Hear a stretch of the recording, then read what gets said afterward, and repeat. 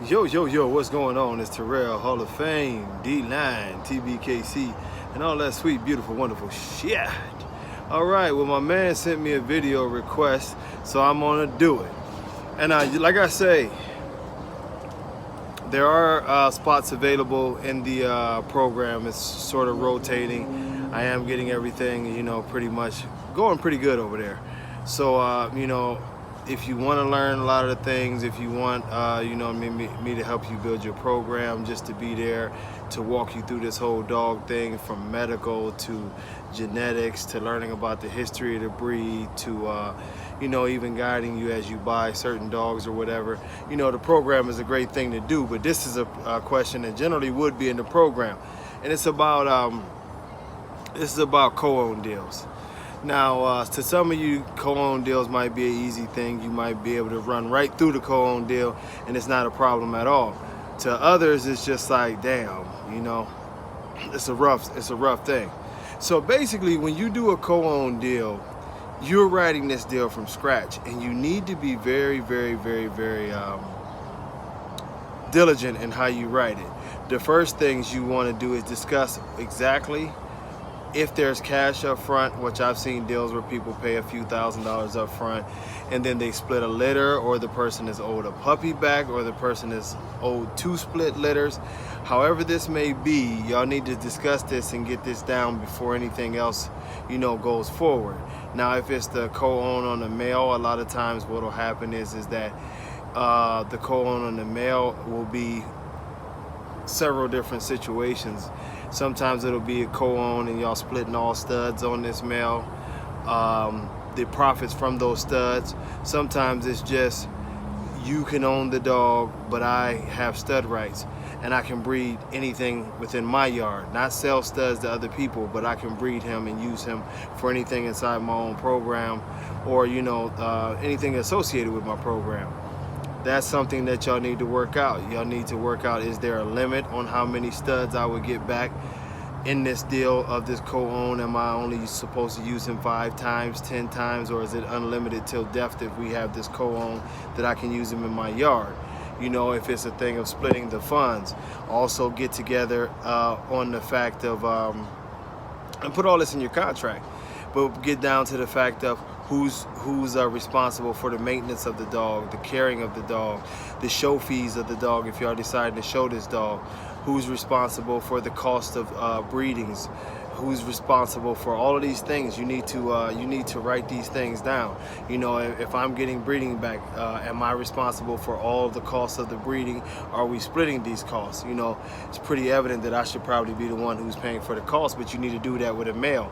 With the females, it gets a lot trickier, and the reason being is because of all the pup back deals.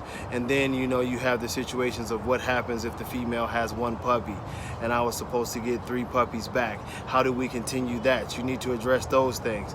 If it's a multiple litter situation, we need to address the circumstances of this. If there's an odd puppy, and what I mean by odd is an odd number of puppies, because a lot of people say split and it'll end up with 7 puppies, or it'll end up with 9 puppies. Who gets that odd puppy? That needs to be discussed. And yes, it's hotter than the damn frog's toenails out here, so I'm sweating and all of this shit, man. You know what I mean? But all of these things need to be discussed as far as what you're going to do with the dog, so it's no complications later. All of these things are optional, and it's things that you and this person need to sit down and discuss. Like I say, money up front, the cost for the dogs, who's paying for what, who's getting what back in the event of a female, having an odd number of puppies, who gets the extra puppy. Is it agreed upon that the extra puppy in the litter will be sold and the cost will be split in half? Who's responsible for selling puppies? All of these different things, because a lot of times people get in an argument about the things that weren't discussed in the deal, and that's the hardest part about it. If it's all mapped out, you guys have it all in writing, and everybody's trying to be fair with each other, it should be a good thing to be able to have you a co-owned deal with somebody. But if that's not the case, then it starts to get ugly, and I've seen them get ugly left and right. You know what I mean? One of the things that really needs to be discussed in a co-owned deal is and it really shouldn't be a discussion, but you need to put it in there. In the event that you have a female and the female develops something like pyometra, where she can't be bred anymore, you know, make sure that you put this in the contract that no one is responsible, you know. Or if you that hardcore about it, if the dog develops something that happened natural and you want to, hey, you still owe me type of deal, that you need to have that in there, because natural things can happen even during, you know, pregnancy. If females die during having pregnancy, is there some kind of you know, culpability on either part?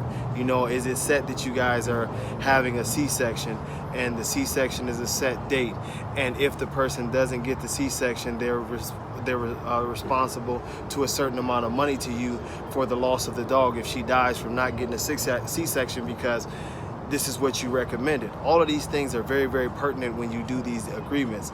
And the one thing that I would tell you guys to do is to take your time, write out all of the scenarios, and come to an agreement that's pretty much ironclad, where you went through every scenario and now you know what you want to do, so that there's no issues as far as going back and forth and misunderstanding. We talked about this is what it is.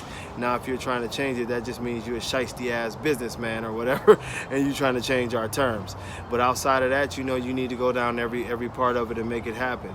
But you know, good question. Thank you. Like I told y'all, if y'all want to join the mentorship program, 727-744-0963, Hall of Fame bullies, True American Bully. I'm getting back with folks, and man, you know what I mean? Y'all get with me, man. We gonna take this journey together. TBKC be functioning this week, man. I'm happy. Y'all get ready to send in that paperwork. Let's set these shows up. Let's show them what Real Bullies is about. Until next time, y'all, much love. Peace.